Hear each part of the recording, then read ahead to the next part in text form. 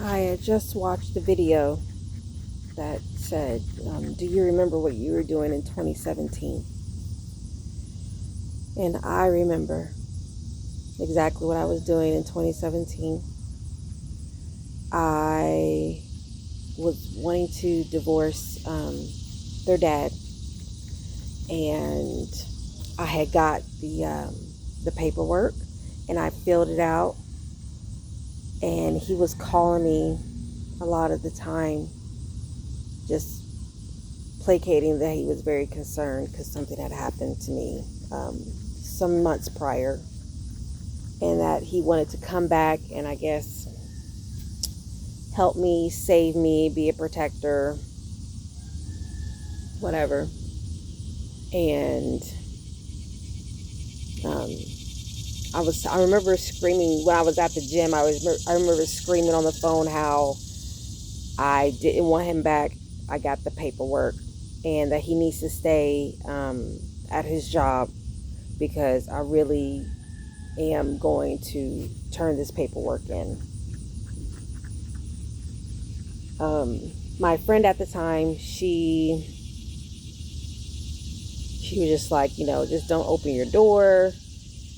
That's what I do, because she was having issues with her ex as well. Um,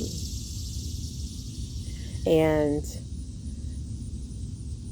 a part of me was just kept thinking, like, Islamically, like, I'm supposed to do whatever this man says, and I have his children. If he wants to come see, I know, right? If he wants to come see the children, he can come see the children. I've always been open about that. But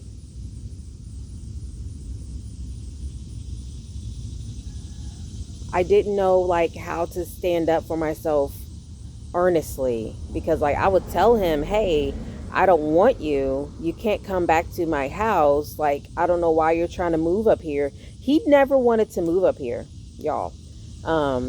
I begged and pleaded and planned with him, and the whole time he was like, well, I have a high sex drive. Like, what does that have to do with moving to a bigger city with opportunities, with job opportunities? And all he was thinking about was his dick. And now, mind you, he's having all these relationships with other women, and he was not necessarily worried about me. He's having all the fun. He's having affairs with married women that were already in relationships, just doing whatever he wanted. And I remember I went to go see him um, one day, and I told him, um, have you started the paperwork to divorce me? Because you're clearly living your life. You're never talking to the kids, and I have to call you for you to talk to the kids or FaceTime the kids. And he would not answer me, and I just couldn't understand for the life of me, like, why do men, or why did he do this? Like, you're having affairs and you're constantly cheating on me. Just go and sign the papers. Just go get the paperwork for a divorce, and I'll sign them. Like, I'm perfectly okay with that. But if he didn't want to do that, he treated me all types of ways, but he would never leave me. So he's calling me about how he quit his job, or he transferred his job up here, and how we were just going to be a couple again, even though I was protesting. But I felt so defeated because he just came up here anyway, and a part of me just got used to just, like, not fighting for myself and just doing whatever he says, because I was still Muslim at the time. And I just kept thinking like, okay, well, this is the way, obviously, how Allah wants my life to go, and I'll just have to just do whatever, qadar of Allah. I'll just have to do whatever that was written for me.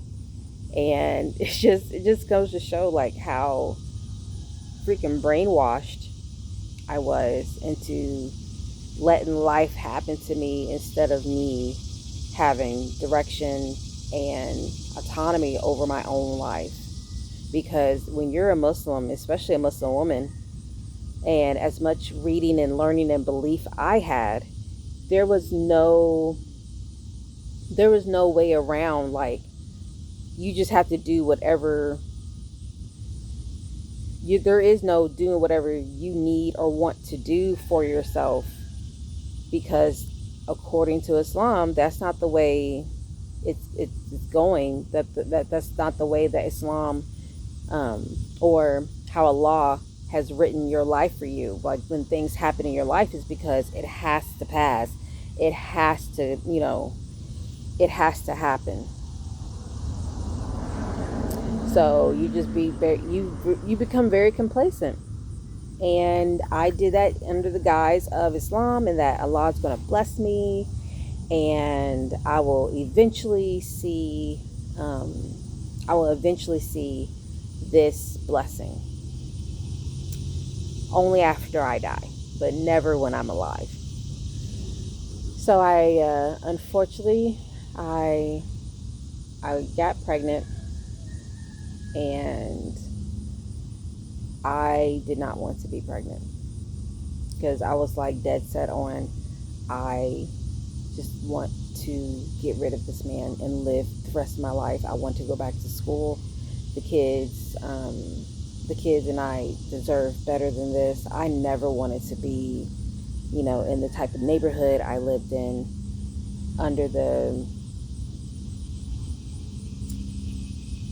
with very little funding that I have. Like, I didn't want that. I don't want that. And it was just traumatizing all the way around. I wanted to obviously get an abortion, but when you're Muslim, and there's ayats about, don't kill your children just because you don't have the money to take care of them. Allah will take care of them. There's everybody has like their set of provision for every person, just more bullshit. I hid that pregnancy for as long as I could. I did not want to talk to anybody about it. I mean, yeah, I was excited that she was a girl, but I could not do that to her.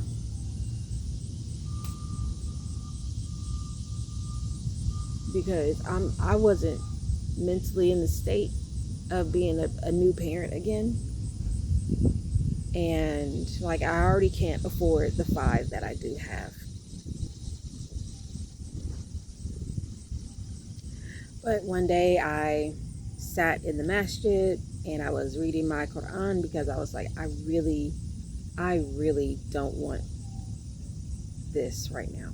Like, I can't have this, because I think he got me pregnant on purpose, because I was leaving him. I literally had the papers signed and dated, and they were at the top of my closet. And I remember I showed them to him, because I was like, I can't take this anymore. I really need to get away from him. He's not the person that I thought he was or would be. He's not. We have nothing in common. He was mirroring. He lied to me. like from jump. He's just a parasite. So I once again, because I'm a talker, unfortunately, I'm thinking like, be diplomatic, be transparent. But when I did that, he decided to blow up and choke me while I'm pregnant, like maybe 7, 8 weeks pregnant, in front of our children. And he was choking me to the point where my limbs were going numb. And my oldest is trying to fight him. And I think he was probably maybe 8 years old at the time, 7 to 8 years old at the time. And his dad I remember like his dad was like pushing him. He's like, telling him like to get off of him, and how he was trying to jump on him to have him stop choking me. And I was putting away laundry at the time, because I was like, I'm done. I don't know what else to tell you. You gotta go. Like, go back to Richmond. You have your own car. You have nothing here. I mean, besides just being the kids, but like, we're nothing to you, obviously. Like, just go live your life. Go be free. Go sleep with all the women you want to. And after, because they all saw it, all 5 of them saw him choke me.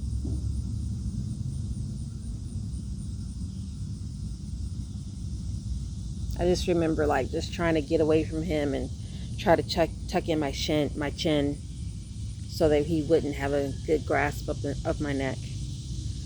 But he's got big hands, and he's choking my windpipe and my jugular, and I'm starting to black out a little bit on the floor.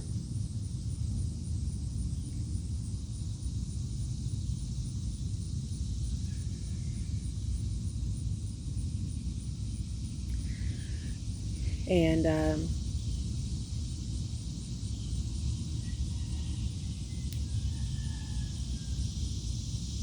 ambulance came. I had to call my mom, take care of the kids. And they're hysterical.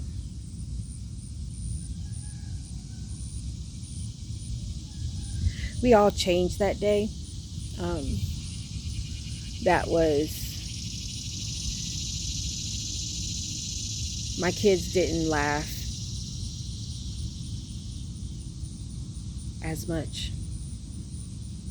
CPS was in our lives because of him.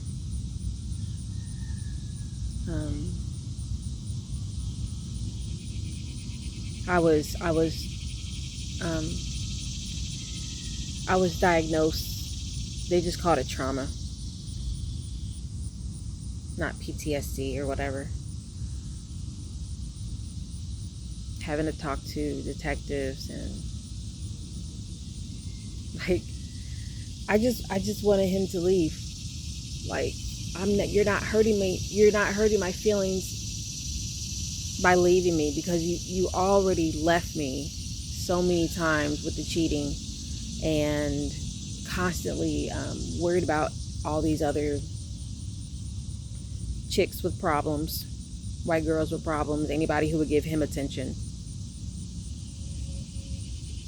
But when I would just ask for like, can you give me some money to go buy some fucking socks? Wouldn't do it. And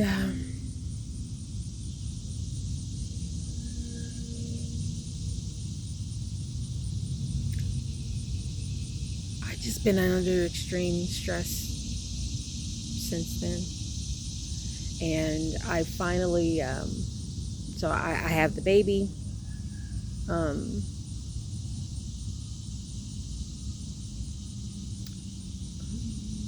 I think there was like a protection order of no,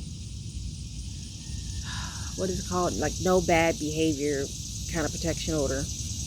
It wasn't like a DVO that I have now. It was it was like no deviant behavior, something with me and the kids, but not on the baby because I was pregnant with the baby. So I have the youngest, and I'm still trying to be cordial because like I'm trying to basically protect myself. And like now that I think about it, like I should have fought tooth and nail for me because I was never taught to do that. Because I got my experiences, my life experience, what I'm supposed to do and not do from my childhood with a man who basically a narc, felt like he had BPD too because of his behavior with me, my sister, and my mom. After my dad basically stopped abusing my mom, he was abusing me. I was the next victim, and he did admit that I was the emotional scapegoat.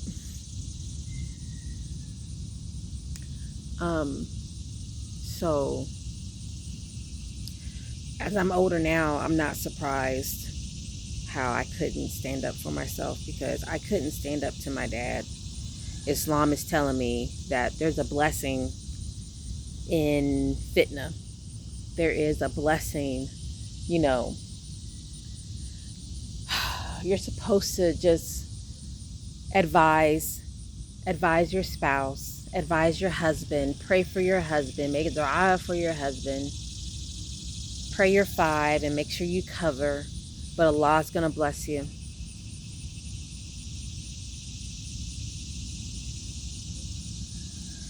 And Allah blessed me with CPTSD. That's all I got. No money.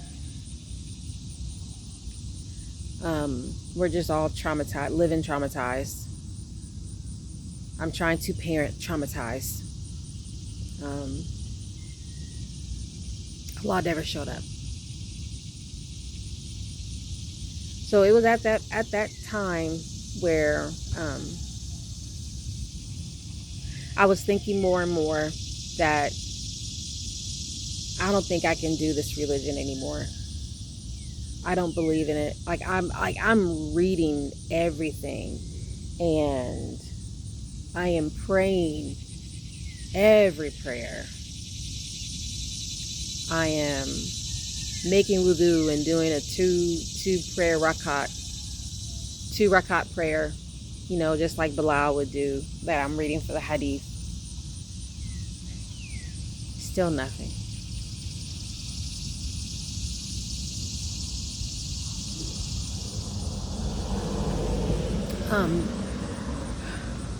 But I was still trying to just hold on to the religion, holding on to the deen. I stopped wearing a niqab that often. I mean, I wore it to the masjid, but that would be it. I wore it to the masjid, but I was working at a school, and so I just wore regular hijab and sweats, because I work for special needs kids. So, but I noticed slowly, inch by inch, it was just disappearing. This is not holding its weight like it used to, and I'm forcing myself to make it hold the weight that it used to. And so I'm doing more dhikr. So I went from Salafi to Sufi. I'm doing more dhikr. I'm listening to more Sufi sheikhs and going to Sufi halakas online. Still trying to find a tariqa. Not a tariqa. Tariqa. Oh my God. So just still trying to have that spiritual aspect of Islam in my life. But Salafia just fucking ruined me, because a part of me was oh, this isn't in the Quran, or this isn't in the Sunnah. people aren't supposed to be doing this, people aren't supposed to be doing that. Or I would feel bad because I would want to, you know, um, and I did this for a while. I would base my prayers on the chakra system, right? I did that since I was like 19, 20, because it felt right for me, at least, because of all the crap I went through in my childhood. It just made sense to do that according to the chakra system, because I had damage. Like, throat chakra was closed. I knew, because I couldn't stand up for myself. I can barely, like, when I talk, nobody listens. I can't necessarily express myself. I can't be myself according to my sacral. Like, I don't have the creativity. I don't find the joy, because, like, I'm so stressed out, and with my root chakra just like going through so much freaking abuse, where I just don't have a solid footing with myself. So I would make I would I would make prayers, word prayers, dua, based on the chakra system. I mean, it was helpful for me,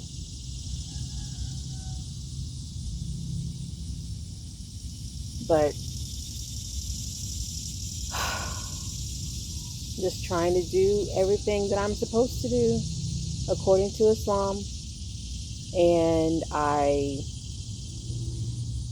he was still cheating, because that's just what he does. He was cheating like it was going out of style. Like, he just needs to have somebody else, and he wasn't like trying to have a second wife or anything. Like, he that's what he would say. That he would want to have a second wife, but he didn't want to necessarily do that. He just wanted to cheat with multiple women. I don't know, for whatever reason, but would never leave me. So in 2018, in the fall, I said, you know what? I'm just going to get these divorce papers, and I'm just going to fill them out. And that's just going to be the end of that. And I'm talking, once again, I'm a talker. I'm like trying to have a heart to heart, because this isn't working out for the both of us. You obviously aren't happy being with me. And once again, I'm fine with that. I'm not heartbroken. I was just more so heartbroken that he played me and I wasted my time. I wasted this much time, and this is not the trajectory of my life that I wanted to have at all. Just, and I would talk to him and say, hey, we got to talk. This isn't working out for the both of us. You're still cheating, and I know that you are. You can have whoever you want to have, but it's time for us to just let this go together, and I'm fine with that. Let's go for joint custody. So he would hoop and holler about how, well, we just need to stay together. We need to go to counseling, and we just need to go to therapy. We need to go to marriage counseling.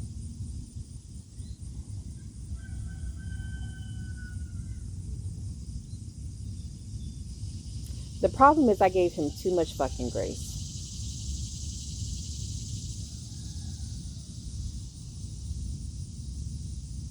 I'm thinking that he's going to be for real about anything that he ever told me. And he wasn't.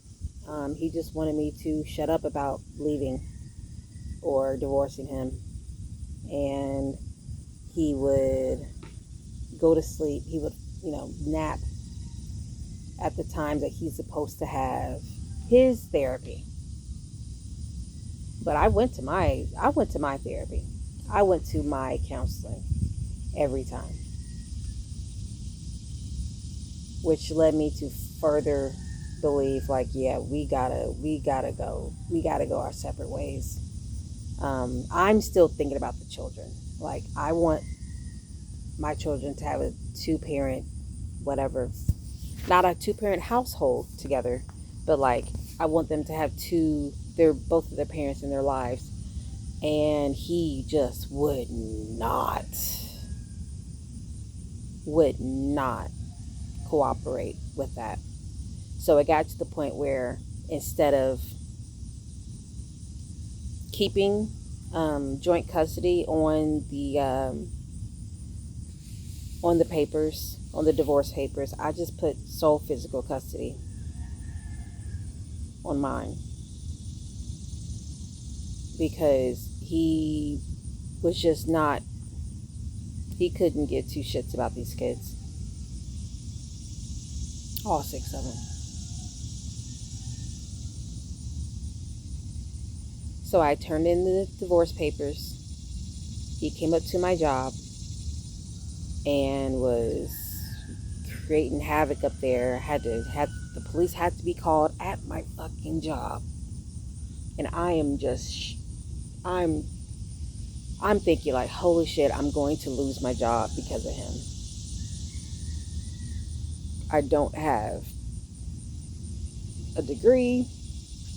I just had, 60 credit hours at the time.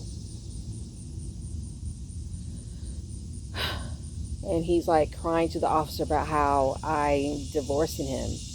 And I'm looking at him like, what the fuck are you crying about? You are, it's serial cheating on me constantly. You're treating me like shit constantly. What the fuck is your problem? You don't want to be with me. Like, if anything, I'm doing us a favor. I'm doing you a favor by putting in these divorce papers, because this is ridiculous. But according to him, it was so devastating that I'm divorcing him. So once again, he was traumatizing me, constantly yelling at me in front of the kids, and I'm yelling back at him, because I'm just like, what are you so upset about? What are you so upset about? Like, you need this, I need this. I'm not yelling at him. I'm just like, I'm trying to have some semblance of protection of myself and letting him know, you have got to stop.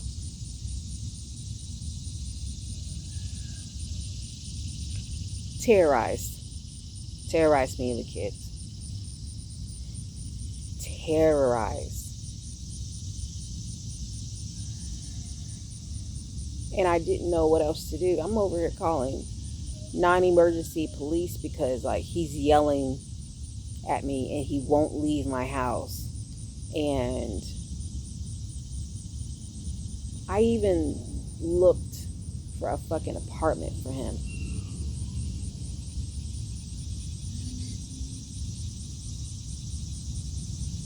I even looked for an apartment for him. Whether it's that's how nice I am, or that's how traumatized I am, however you want to take that. But that's what I did.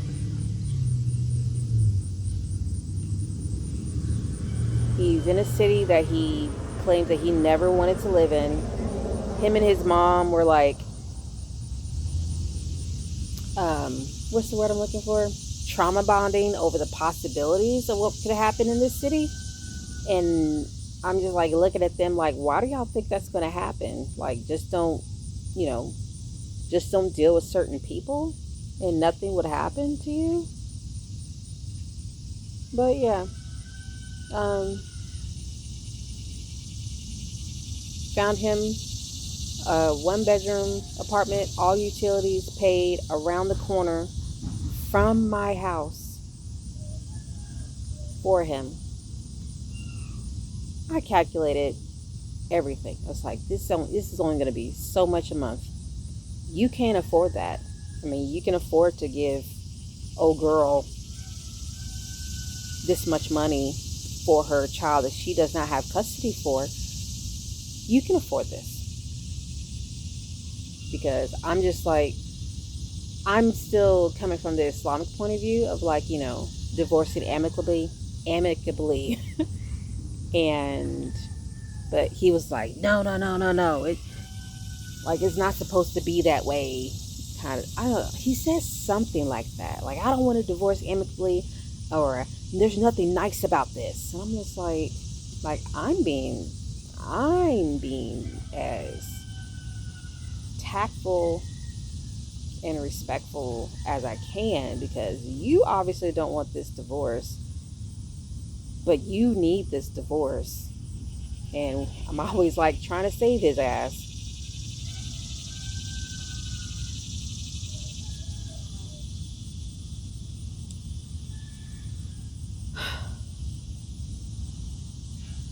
Sorry. That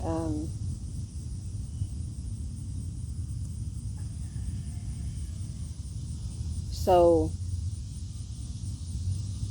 in the midst of the divorce, and he is causing all kinds of hell. He's stressing me the hell out.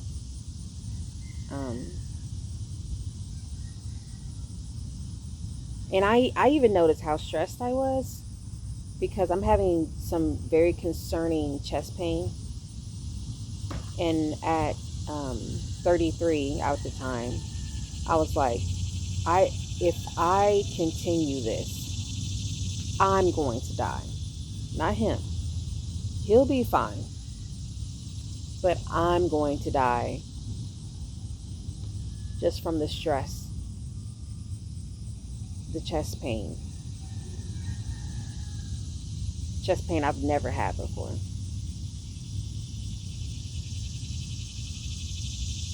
And I just kept thinking, like, if I stay here any longer, I'm gonna die. I'm gonna die. I'm gonna die.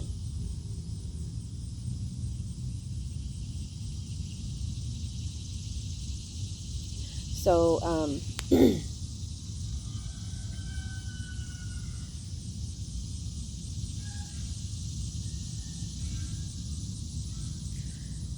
I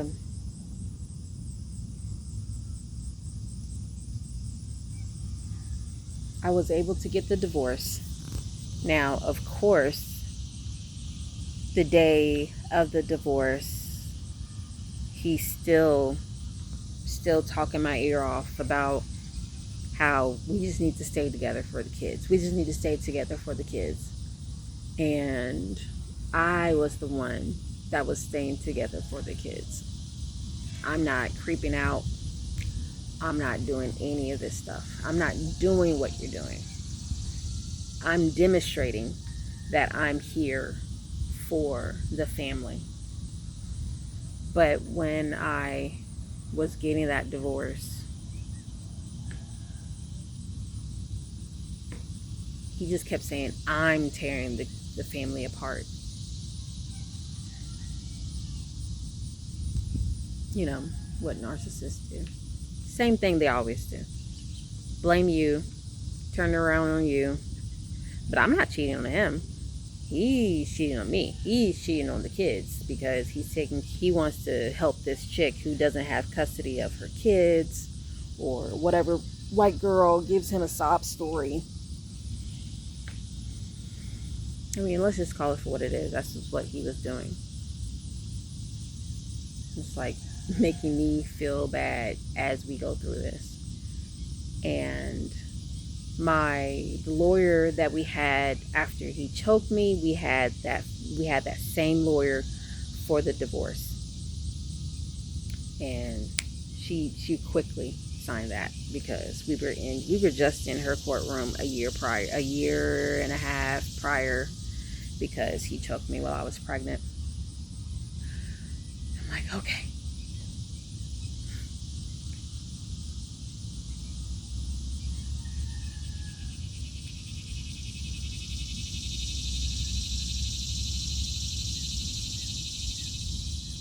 And I felt so much relief for that divorce. Just finally getting away from him, getting away from the chaos that he was bringing in my life that I've never dealt with before.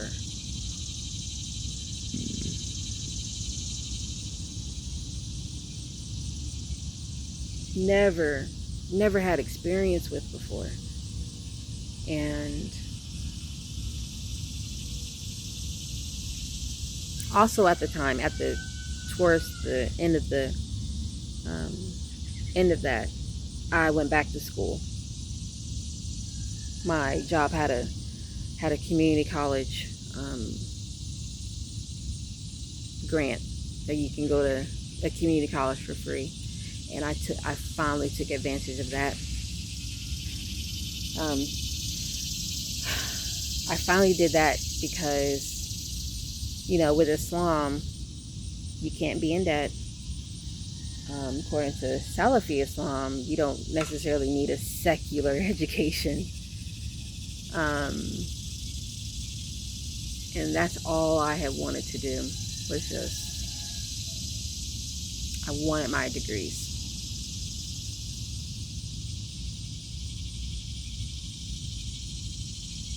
And I finally did that. But my nervous system was so fucked up because I never thought I was going to graduate, that my nervous system was so done, and I couldn't take excitability whatsoever, or excitability, surprises, joyous occasions. Like, I could not handle that.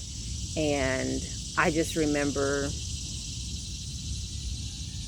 I had a few days before I had to turn in my last assignment,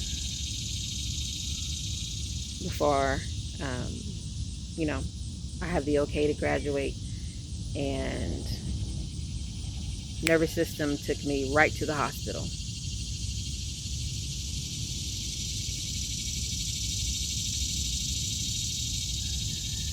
My heart rate would not come down. Blood pressure was going up. I couldn't really breathe, but I still had to do, I think it was math that I had to do. But I brought my Chromebook with me to the hospital so I could finish this last assignment. And I remember the whole time I'm telling, they couldn't find anything wrong. I'm not having a heart attack. I'm not having a stroke. But they put me on the stroke floor. They admitted me to the stroke floor of the hospital. And I just remember I'm talking to the psychiatrist there. And I'm just letting everything out. This is all that stuff I'm going through. I think I'm really aware that this is what it's attributed to. Because I'm I don't know how you can tell somebody, I'm that traumatized by this man. I'm that traumatized because I did not want my life to go like this. I wanted to have these degrees, before I had children, and he switched up on me. I wanted to buy a house before I had children, and he switched up on me. I was letting him lead because that's what Islam says you're supposed to do, and men are supposed to be smarter, more intelligent, and smarter than women. Men are supposed to, I don't know, they're supposed to know everything, and their judgment is never wrong, according to Islam and any high volume religion, high control religion. I did something for myself, something I never thought was going to happen while being married to that man.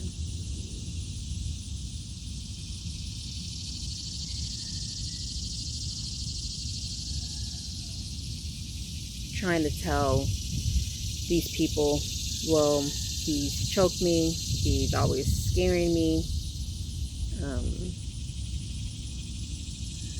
he has this disorder, that disorder, and I'm by myself with him. I've been dealing with him by myself the entirety of the marriage, because his family didn't even believe me. In fact, his family blamed me basically for all the problems that we were having, or because I don't know what he was saying to them, but he would tell them that like I would make him feel bad because I worked, at the time I worked a certain job where I had to stay like 24 hours at a home for mentally and physically disabled people. And I would ask him like, hey, can you just clean up? I'm going to be at work all day. But he would tell them, she's making me feel bad because she makes more money than me. But I would say like, hey, I would say like, hey, I'm trying to get this money. I'm going to be at work all day. I'm going to be gone for 24 hours. Can you just vacuum? But that's emasculating to him. Like, and like, what the fuck was I doing? What the fuck was I doing? I just laid down my own autonomy, how I wanted my life to go, everything for this man, this idiotic of a man, for crumbs of a blessing that never fucking came. Trying to see the blessing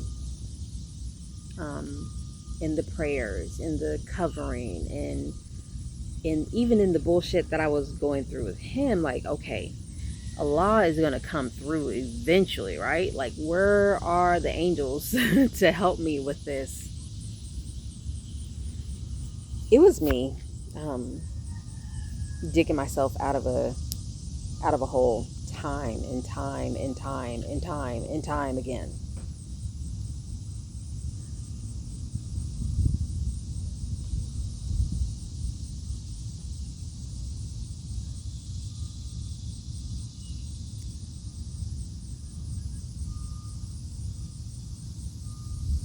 This is not the way I wanted my life to go.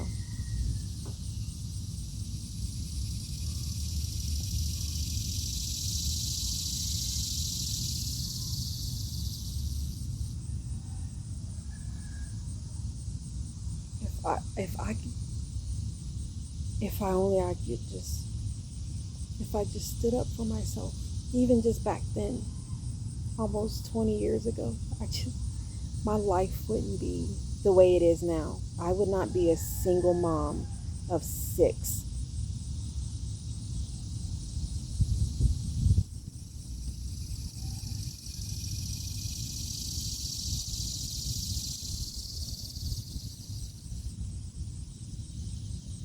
With the man who would claim that he wanted to have a family, but he just wanted me to be the mother.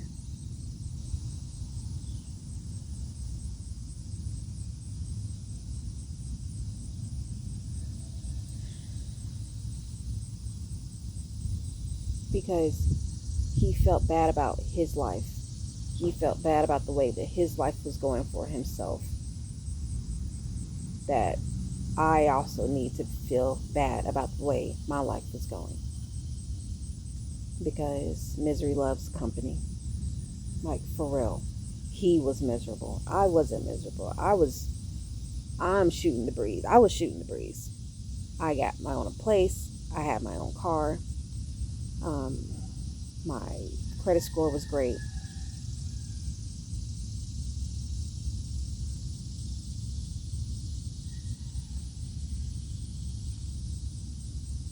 And I got into this chaotic, I'm married into this chaotic dynamic of a family where mother-in-law was blaming me for everything and then blaming all her daughter-in-laws for the things that her sons were going through. But let me tell you, it was the sons creating havoc in the women's lives.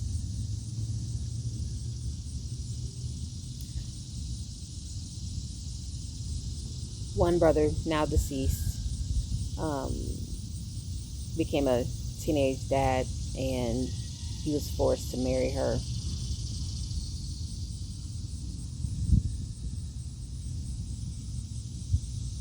But he was going through shit himself mentally. Was on drugs and died of an overdose in 2020. Yeah, February 2020.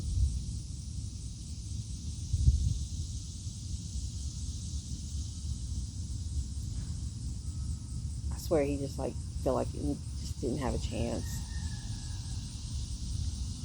Because he was trying to take care of his son. He had full custody at the time, I think, of his son. But I mean, he's got different women in front of this child. He's doing drugs in front of this child.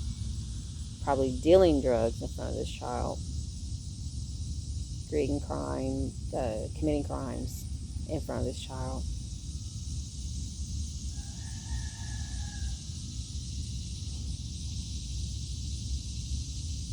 The younger brother doesn't really want anything to do with them. And the oldest brother, he was constantly cheating on his wife.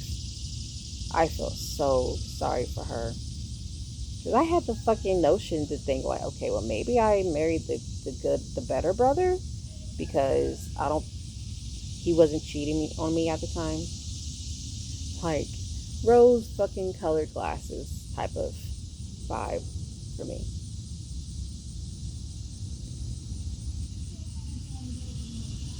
The thing about growing up with a chaotic parent is like you don't necessarily like I saw the potential danger, but I couldn't trust myself enough to make my exit because it felt natural to be in chaos. That abusive dad to abusive husband pipeline is very real because you have blinders. It's like, okay, I'm noticing my body and how I'm feeling. I'm having like thoughts of like, I don't think this is ever going to work out. Something just doesn't feel right. But when you are a child dealing with chaotic behavior, it feels like fucking home. And you just think you can just deal with it. Just be strong. Be strong and deal with it. Grin and bear it. Because it'll stop eventually. And it never fucking does. He threatened to shoot me and the kids in January. So, got the DVO. It's always chaos with him. It's always chaos with him. All of 2025, I got to the fucking point where my nervous system felt safe. I could focus again. I felt like myself. I felt like, oh, this is what I need to do with the kids so I can prepare them, for life. And this is what I need to do for myself. And having a 1-year goal, a 5-year goal, a 10-year goal, because I'm a Capricorn. Having financial goals all over again and breaking it down for myself. And come January 11th of this year, 2026, he threatens to shoot me and our children. and had the fucking nerve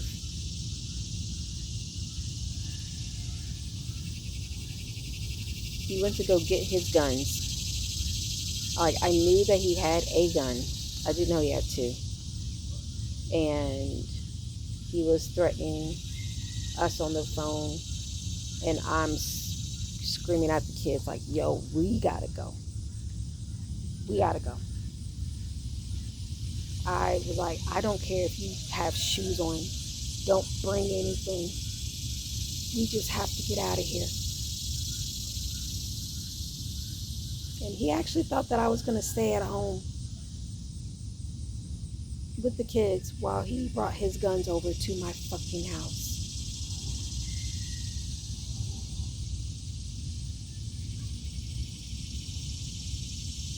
I just left.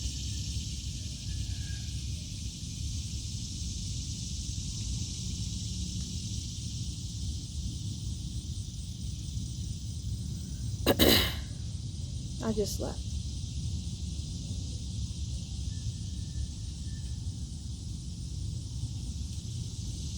Traumatized me and the kids all over again.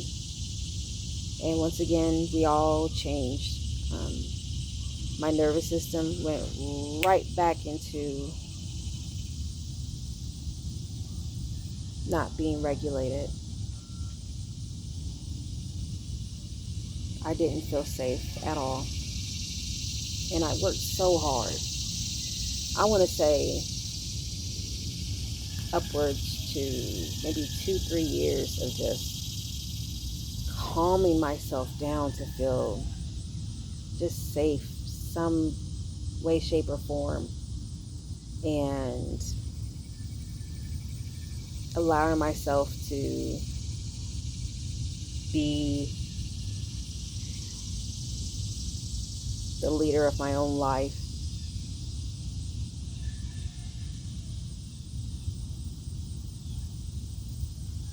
Like, I had a normal appetite, and I felt safe in my body. I felt safe to have an attention span. I wasn't hypervigilant at all. And I had my own classroom at the time, and it was just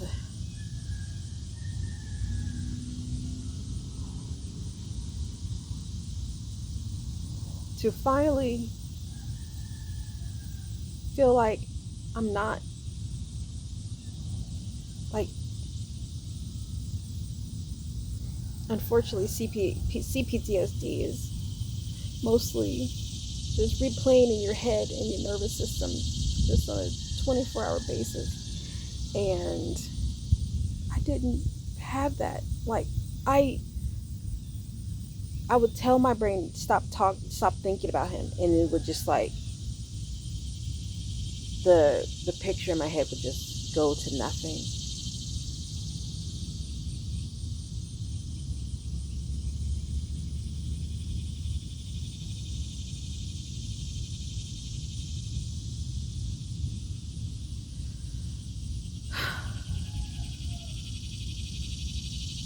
And I just want that again.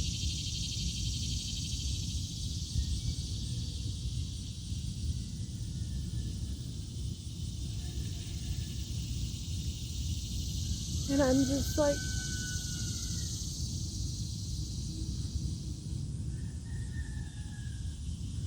it's fucking July. The year is halfway fucking over with.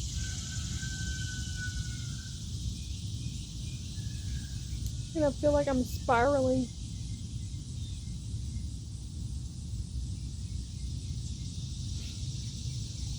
Because I have to keep it together. I always have to keep it together. The kids have a traumatized mom. The kids are traumatized. My son, oldest son, was having panic attacks after that with their dad.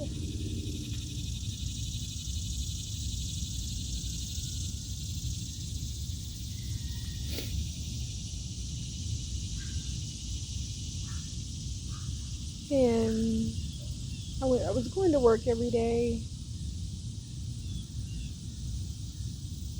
But after that, like, I had to take time off to go to fucking court.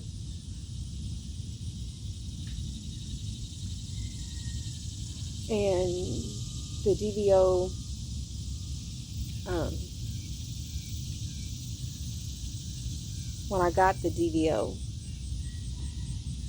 and he was displaying like his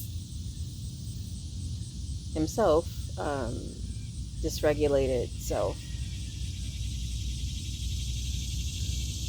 and we had the same judge again, the same judge we had for the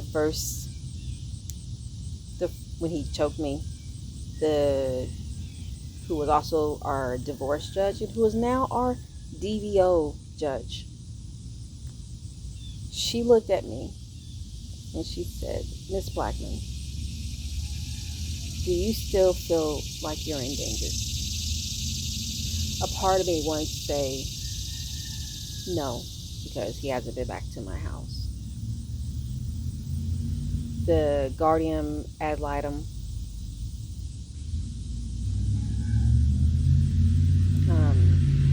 was telling him, like, because I brought up, like, he has BPD and he's not treating it. And I feel like that's like a major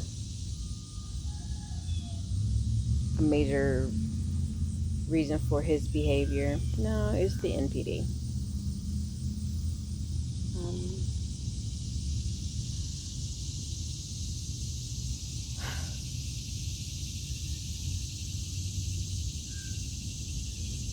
Still trying to save his ass. Like, I just want him to get the fucking help. But a part of me is also thinking, I can't keep fucking saving him. And I had to tell her, no, I don't feel safe with him. I don't. I don't feel safe with him. And that guardian ad litem is like, okay, you're going to have to go get a mental health evaluation. Court ordered. A court ordered mental health evaluation. And he said, the ex said, oh, I don't have time. I'm leaving the city or the state. I'm leaving the state. And he said, okay, but you still have to do this mental health evaluation. So he's getting upset about that. Because God forbid you take care of your fucking mental health. And the judge said, I am granting a DVO for you and your children. That is 3 years of no contact. And the nerves, especially like down my legs, just went whoosh.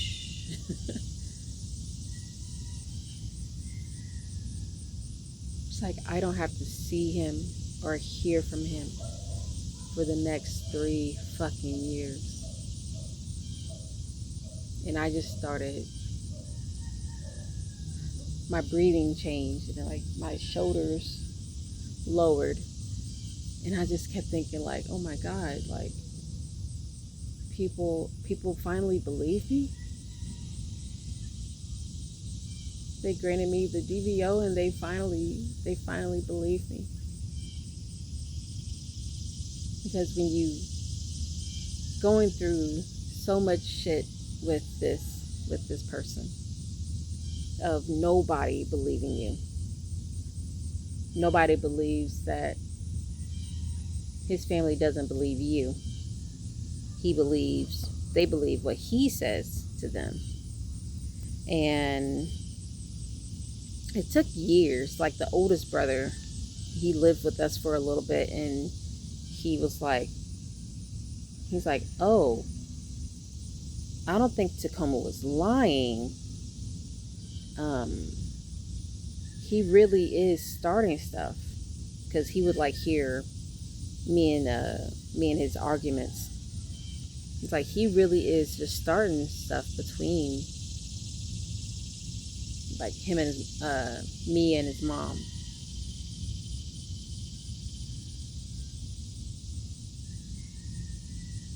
Yeah, he would tell them anything if you would listen to him. I mean, hell, he would probably tell them that I'm the one abusing him. I'm a whole foot smaller.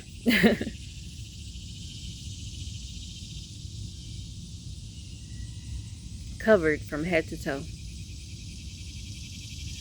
where you can only see my eyes.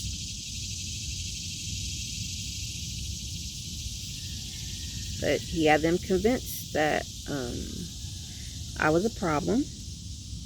I'm stressing him out.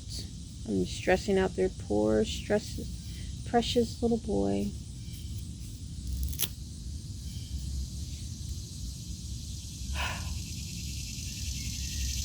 I'm doing it. And then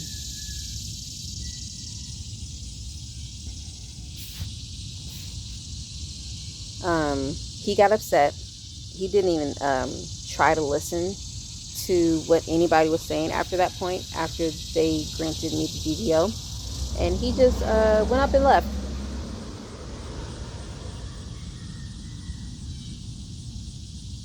They had to sit me in the other room. Before you go into the courtroom, there was a small room, I guess, where, you could talk to whomever you need to talk to, a lawyer or something. But they had to lock me in that room because he was not trying to listen to anything they had to say.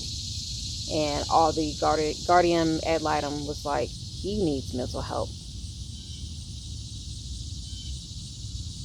And I felt so fucking validated.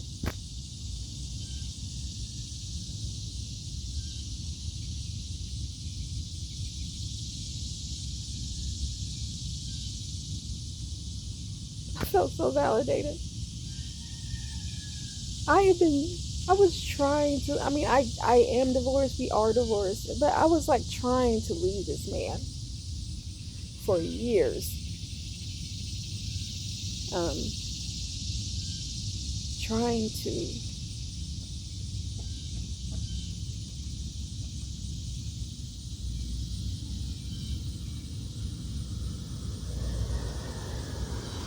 like be with somebody else, or just something. And so as a Muslim, your dad is your wakil and everything, your wali. And my fucking dad, there was a guy that I was really feeling years ago, and we had a lot of things in common, which is what I didn't have with their dad. The only thing we had in common was anime. That was it.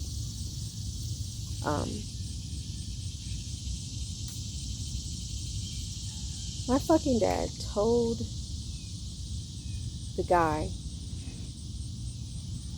that I wanted to get to know all about my ex-husband. And how, Hi, Mom.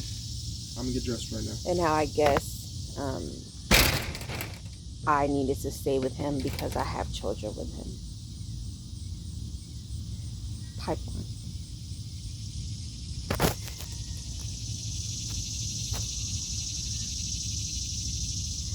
Not that, yeah, my daughter is this and that.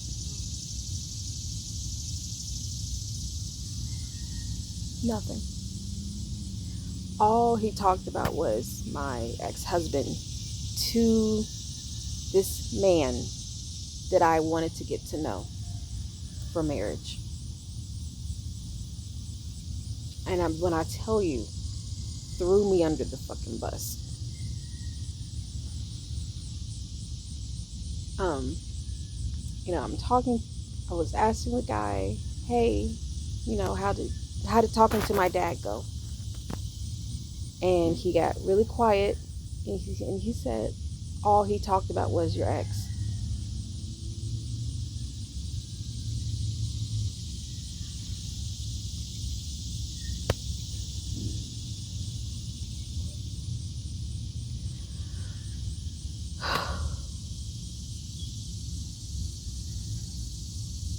Oh my gosh.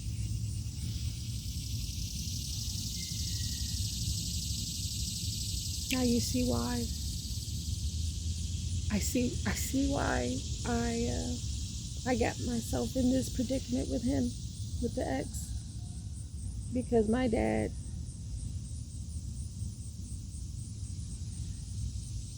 didn't give a flying fuck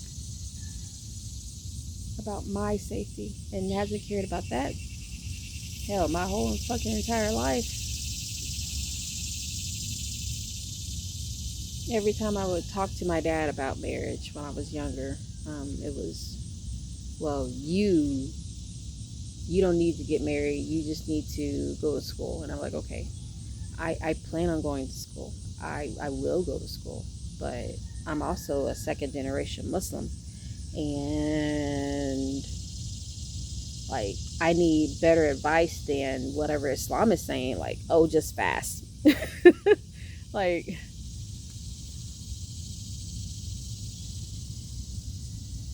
there's never any other kind of personal development beyond that, because there is no personal development in religion. Like, let's just call a spade a spade. There is no personal development, psychological development, character development in religion. It's just your obedience. Can you follow these rules? And if you follow these rules, everything's going to turn out great for you.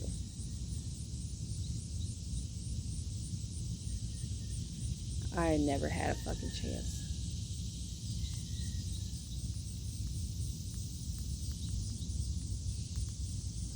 Never had a fucking chance.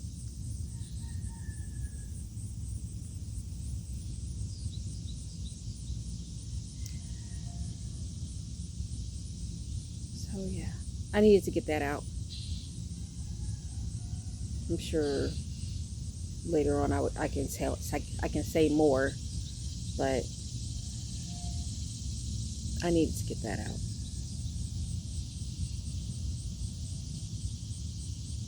Because I am tired of replaying shit in my head or feeling it in my body. Never just getting to the point of feeling safe and satisfied with life.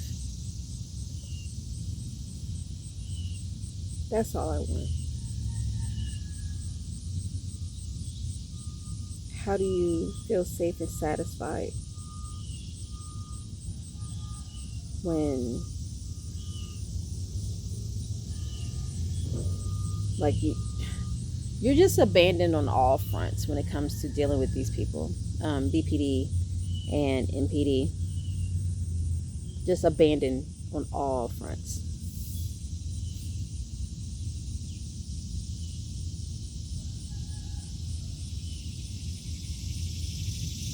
And I'm still going through the financial abuse, because their dad just refuses to pay child support.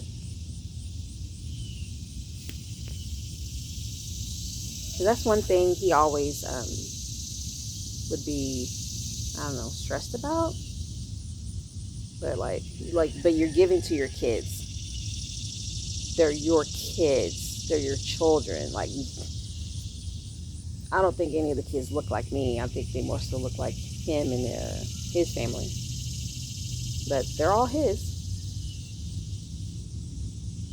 But you're still going through the financial abuse, the mental abuse, the emotional abuse of, you don't deserve shit from me because you didn't stay with me and you you didn't love me enough to stay with me. So I'm going to scar you some more where it really matters.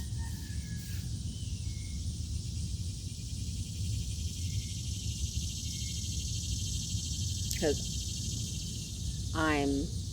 I've been taking care of these kids by myself. And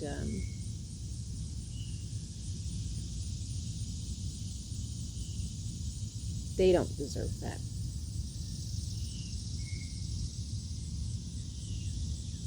Most are in high school.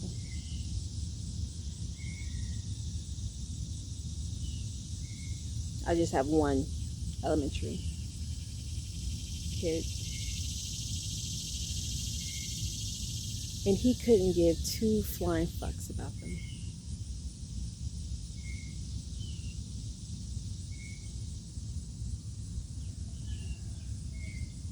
But he was the one that wanted to have children, like ASAP. After we got married, I didn't. I wanted to wait.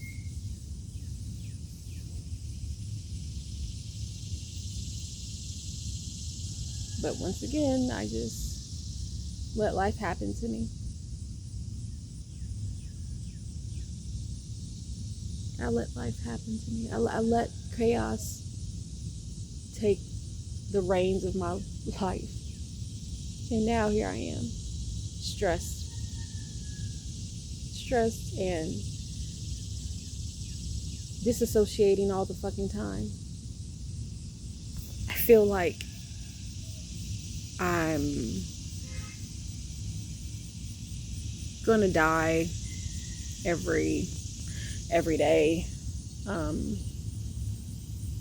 I feel like I don't deserve anything, and I feel just unhappy. It's hard to find joy. Like, I don't necessarily feel depressed. I don't know if it's like functional depression, because I had depression before in college, but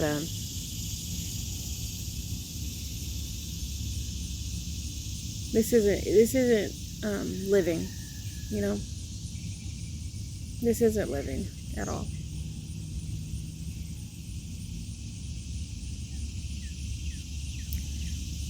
I tried the medicine, Prozac.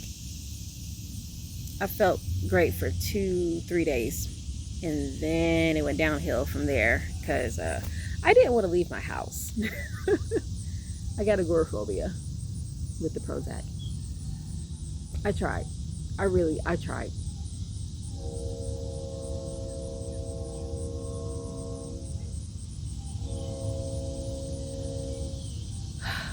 I tried.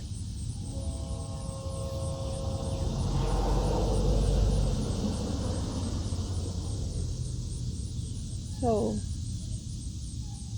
I don't feel like wallowing in this because I'm still alive and I have so much to live for. I just don't have the nervous system right now to bear it.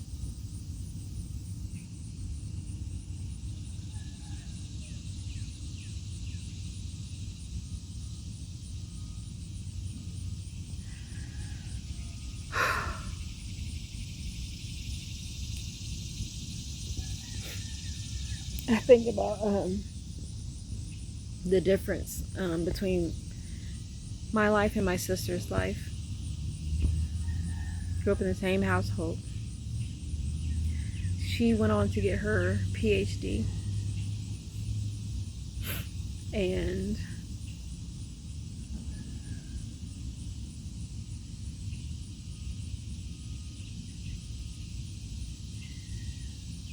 I do have a bachelor's.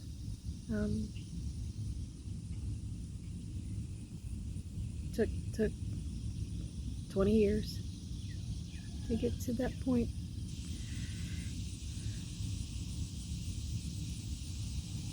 woefully outnumbered by my children.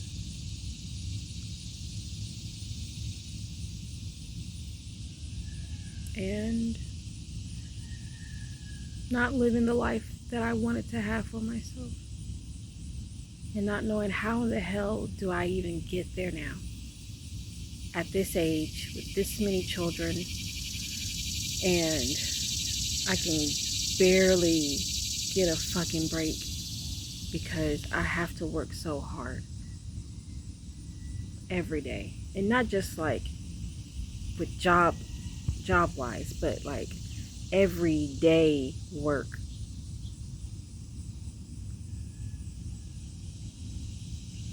Working on my mental health. Getting the kids the help that they need to. And being strong for them. Trying to go through the day-to-day things. Making sure the house needs what it needs so it can still run and function. How do I get that when all I want to do is lay on the ground and cry?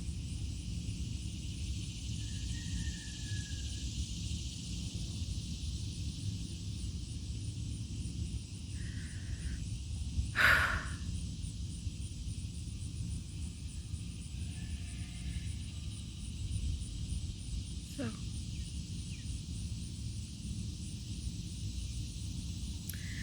I gotta dry my tears again and go about my day. But this is what's just heavy on my mind right now. So,